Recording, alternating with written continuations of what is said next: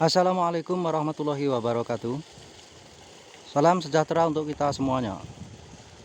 Selamat pagi di kesempatan hari ini, dulur-dulur, teman-teman semuanya. Selamat berjumpa lagi. Mudah-mudahan di kesempatan hari ini kita masih berikan kesehatan lahir batin sehingga kita bisa beraktivitas seperti biasanya.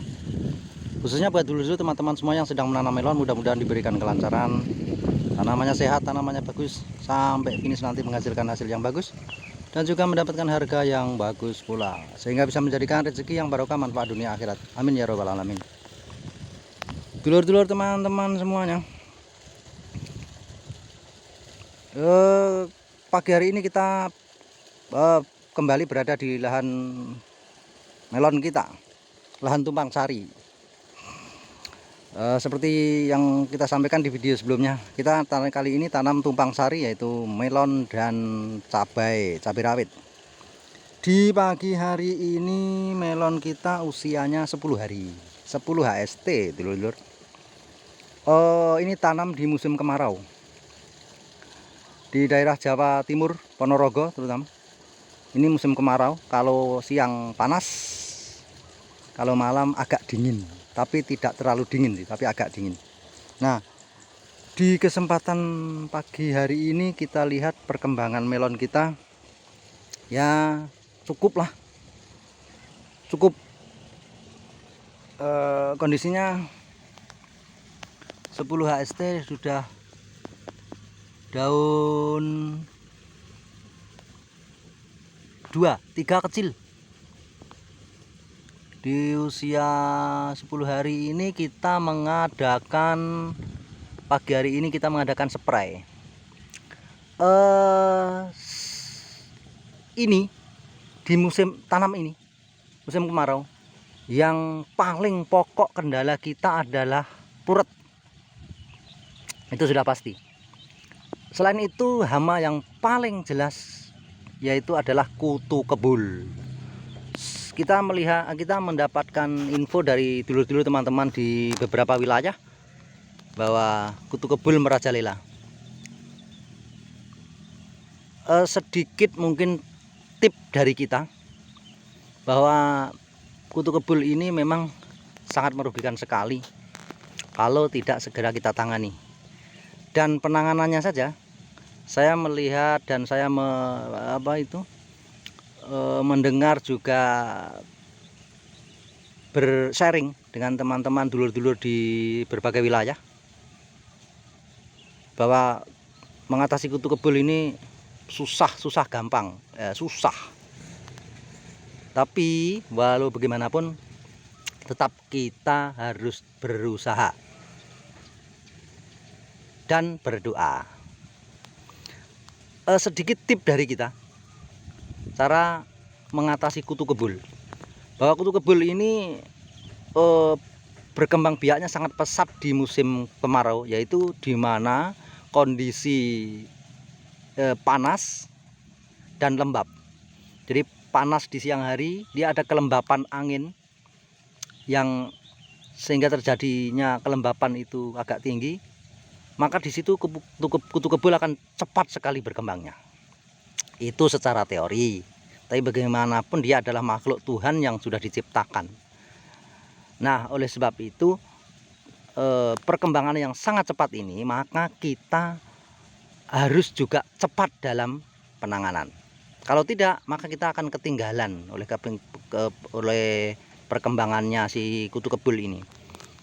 Jadi bahasanya susah kalau kita membasmi kutu kebul, maka kita harus balapan dengan kutu kebul. Artinya kutu kebul ini cepat perkembangannya, maka kita harus juga membuat cepat pertumbuhannya tanaman kita. Dengan teori kita, kita tekan perkembangannya kutu kebul dengan memakai insek, dengan memakai obat-obatan. Kita tekan perkembangannya, dan tanaman kita berikan pupuk nutrisi yang supaya lebih cepat pertumbuhannya. Jadi tip kita begitu. Karena membunuh kutu kebul ini memang juga susah. Kutu kebul itu mungkin ada teman-teman yang bisa membunuh kutu kebul, tapi kalau kutu kebul ini tersisa 1 atau 2 tidak mati, maka dia akan cepat sekali berkembangnya. Oleh sebab itu, tip kita yaitu kita tekan pertumbuhannya, kita tekan perkembangannya kutu kebul supaya dia tidak cepat-cepat beranak gitu ya.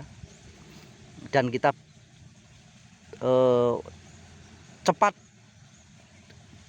kita cepatkan pertumbuhannya tanaman kita. Begitu. Oleh sebab itu kita mengadakan spray dari umur kemarin 7 hari. Sudah ada kutu kebulnya itu sampai hari ini. Kita mengadakan spray itu setiap hari teman-teman. Kita setiap hari mengadakan spray untuk menanggulangan kutu kebul ini. Setiap hari kita spray dengan dosis sedang, dosis rendah dan dosis sedang. Ya memang harus begitu.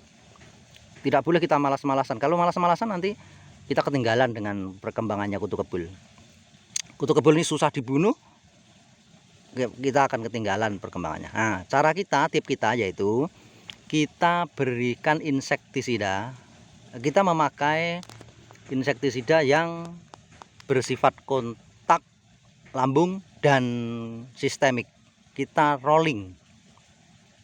Jadi terus kemudian setelah kita berikan itu insek untuk kutu kebulnya ini, kita berikan juga pupuk seperti biasanya. Terus kita berikan ZPT untuk mempercepat pertumbuhan pucuk dan daun ini tanaman kita. Jadi ZPT ini penting agar dia cepat pertumbuhannya. Kita berikan mengimbangi daripada perkembangannya si kutu kebul ini. Nah, kutu kebulnya kita tekan perkembangannya, dan tanaman kita berikan nutrisi mempercepat pertumbuhannya dengan ZPT. Insya Allah ya nanti bisalah tanaman kita ini melewati masa-masa pertumbuhannya, karena memang masa awal begini memang sangat rentan sekali. Nanti kalau sudah purut ya sudah repot teman-teman. Jadi begini kondisinya tanaman kita. Kutu kebulnya memang ya ada 1-2 begitu, tapi jangan kita menunggu sampai banyak. Begitu cara kita. Oke, sedikit kita sepil ya obat yang kita pakai.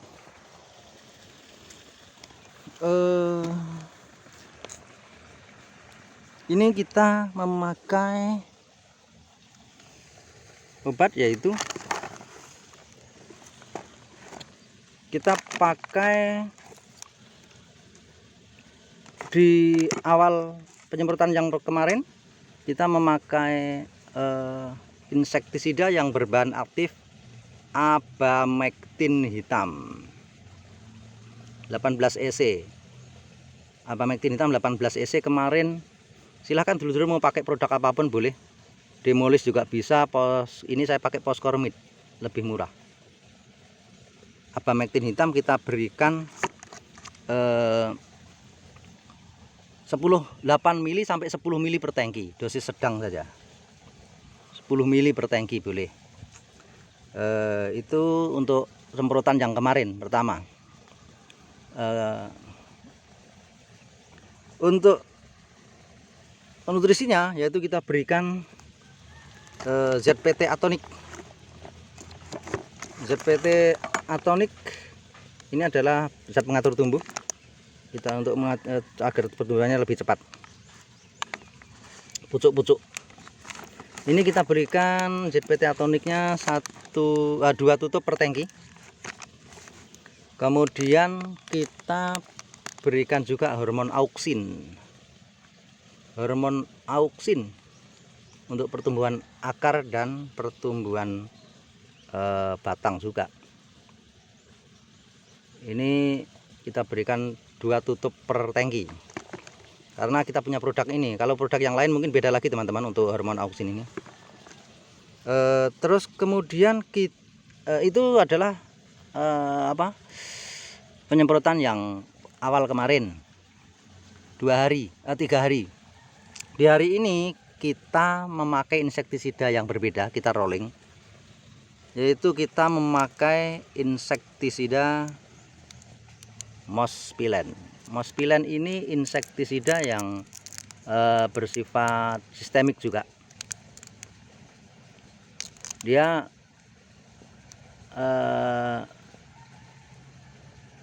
katanya sih ini sistemik, tapi ya sebenarnya ini racun kontak dan lambung, tapi katanya ini bisa bertahan lama di tanaman katanya. Ini yang berbahan aktif acetamiprid 30 gram Mospilen, kita rolling. Jadi kalau anjuran kita, tip kita teman-teman, jangan mencampur insektisida dalam sekali spray, karena ya tidak baik pencampuran insektisida itu kalau pencampurannya tidak pas. Tapi itu kan ada di pabrik itu yang mencampur 2 bahan aktif dalam satu obat itu. Ya kalau pabrik itu cara pencampurannya dia sudah memakai uji klinis. Ujinya sudah diuji di laboratorium, uji klinis, uji prakteknya di lapangan sudah diuji, dan kandungannya berapa dalam kandungan obat 2 macam itu sudah diuji, bukan asal mencampur. Kalau kita kan asal saja sekian tutup dicampurkan begitu. Nah, itu menurut kita tidak dianjurkan lah, karena nanti justru bukannya menjadi obat untuk yang bagus, tapi malah meracuni tanaman begitu. Makanya anjuran kita tidak mencampurkan insektisida dalam satu kali spray, tapi merollingnya, jadi gantian. Kemarin pakai obat yang lain, sekarang pakai obat yang lain lagi begitu.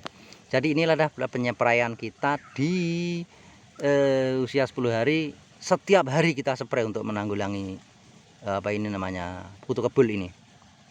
Teori kita bahwa kutu kebul ini susah dibasmi, tapi kita menekan perkembangannya. Kalau kita spray dengan obat-obatan seperti ini, insek seperti ini, kemungkinan besar dia perkembangannya tidak akan secepat itu.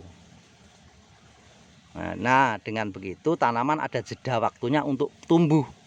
Kemudian kita berikan ZPT untuk pertumbuhan tanaman kita.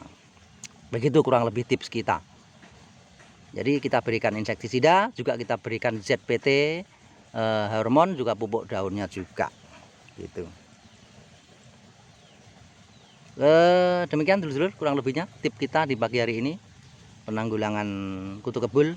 Mudah-mudahan diberikan kelancaran.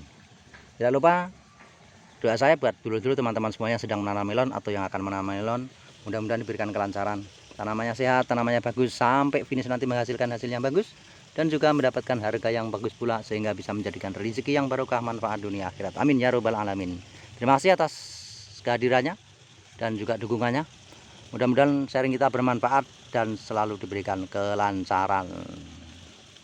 Mohon maaf atas segala kekurangannya dalam penyampaian.